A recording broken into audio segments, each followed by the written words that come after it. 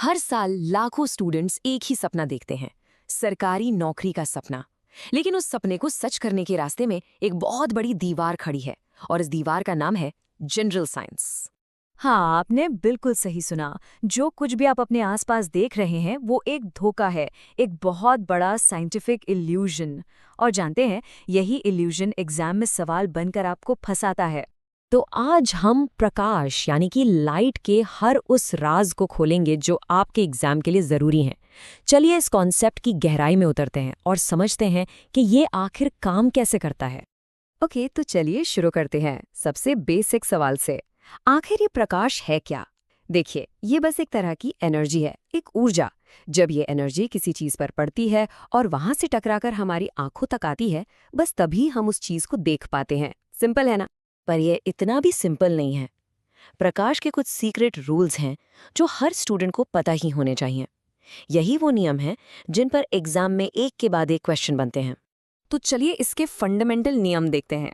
पहला, प्रकाश हमेशा मतलब हमेशा एक सीधी लाइन में चलता है। दूसरा, ये किसी सतह से टकराकर लौटता है जिसे हम कहते हैं परावर्तन या रिफ्लेक्शन। और तीसरा, जब ये एक मीडियम से दूसरे में जाता है तो थोड़ा मुड़ जाता है जिसे कहते हैं अपवर्तन या रिफ्रैक्शन। आज हम परावर्तन के खेल को समझेंगे क्योंकि एग्जाम में सबसे ज्यादा सवाल यहीं से बनते हैं। वाह सर, तो मतलब पूरी के पूरी ऑप्टिक्स बस इन्हीं 3 नियमों पे टिकी हुई है। ये तो मुझे पता ही नहीं था। राधिका, इसे ध्यान से सुनना और आप सब भी। प्रकाश की स्पीड क्या है? इस नंबर को अपने दिमाग में छाप लो। 3 × 10⁸ मीटर्स पर सेकेंड। ये कोई मामूली नंबर नहीं है। यूपीएससी 2021 के पेपर में ये सीधा सीधा पूछा गया था। और ये रहा एक एग्जाम अलर्ट। सूरज की रोशनी को हमारी धरती तक पहुंचने में ठीक 8 मिनट और 20 सेकंड लगते हैं। इस फैक्ट को अपनी नोटबुक में अभी इसी वक्त नोट कर लो। चलिए, अब एक और ज़रूरी कॉन्सेप्ट पर चलते हैं। हम अपने आसपास जो भी चीज़ें देखते हैं ना, वो असल में दो तरह की होती हैं, दीप्त और अदीप्त।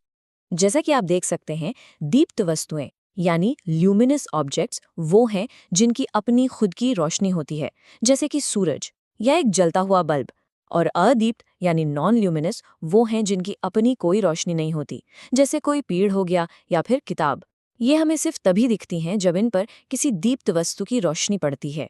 1 मिनट, सर, इसका मतलब चंद्रमा जो रात में इतना चमकता है वो भी अदीप्त हुआ? क्या उसकी अपनी रोशनी नहीं है?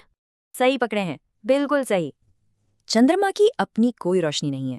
वो तो बस एक बहुत बड़े शीशे की तरह सूरज की रोशनी को हमारी तरफ रिफ्लेक्ट करता है, यानी परावर्तित करता है। और इसी से हम आते हैं अपने अगले और सबसे ज़रूरी टॉपिक पर, परावर्तन का पूरा खेल।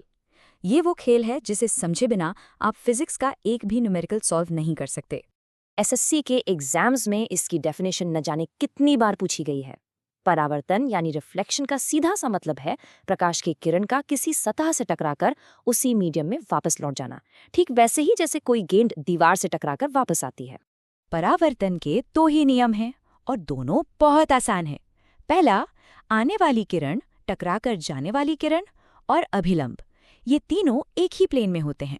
और दूसरा, सबसे ज़रूरी, एंगल ऑफ इंसिडेंस हमेशा एंगल ऑफ रिफ्लेक्शन के बराबर होता है, यानी एंगल आई एंगल आर के बराबर होता है। इसे कैरम के स्ट्राइकर की तरह समझो। जिस एंगल से वो टकराता है ठीक उसी एंगल से वापस भी आता है। तो देखिए, हमने कॉन्सेप्ट्स तो समझ लिए, पर असली लड़ाई तो एग्जाम हॉल में है ना? असली लड़ाई है इन सारे कॉन्सेप्ट्स को याद रखकर एग्जाम क्रैक करने की। हाँ